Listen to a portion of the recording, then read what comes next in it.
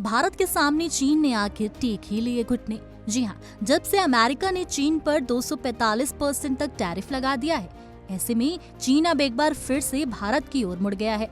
रिश्तों में तमाम उतार चढ़ाव के बीच ये एक फैक्ट है कि भारत चीन के बीच व्यापार असंतुलन लगातार बढ़ता जा रहा है। इसी बीच चीन भारत के सामने झुकता नजर आ रहा है। हाल में चीन ने भारत में कारोबार करने के लिए सरकार की सभी शर्तों को मानने के लिए हामी भर दी। लेकिन मामला यहीं खत्म नहीं होता। अब भारत ड्रैगन को झुकाने की कोई कसर नहीं छोड़ रहा है।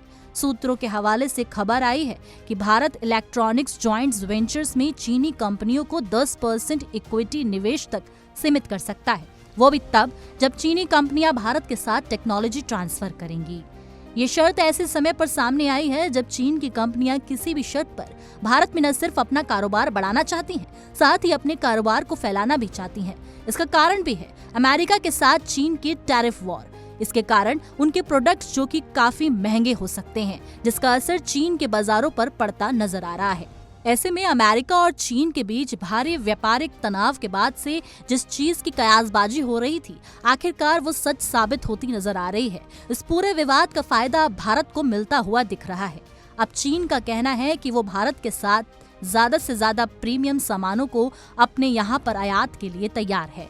इतना ही नहीं, उसने आगे ये भी कहा कि चीन के बाजारों में भारतीय व्यवसाय की पूरी मदद के लिए भी वह तैयार है। ताजा आंकड़ों के मुताबिक भारत का व्यापार घाटा चीन के साथ बढ़कर 99.2 अरब डॉलर तक पहुंच गया है। चीन के राजदूत का कहना है कि भारतीय उत्पादों को चीनी बाजार में बेहतर अवसर दिए जाएंगे। चीन के राजदूत का कहना है कि भारत चीनी कंपनियों के लिए एक पारदर्शी और बिना भेदभाव वाला माहौल देगा। वहीं पीएम नरेंद्र मोदी ने हाल ही में कहा था कि प्रतिस्पर्धा को संघर्ष में नहीं बदलने देना चाहिए और चीनी राजदूत ने इसी बात को दोहराया। उन्होंने कहा कि एक स्थिर और सहयोगी रिश्ते के लिए बातचीत जरूरी है। उन्होंने ये भी कहा कि चीन इस साल SCO शिखर सम्मेलन में पीएम मोदी का स्वागत करने के लिए तैयार है। यही नहीं, चीन और भारत दोनों की जिम्मेदारी है कि वे एक तरफा कार्रवाई और संरक्षणवाद का विरोध करें।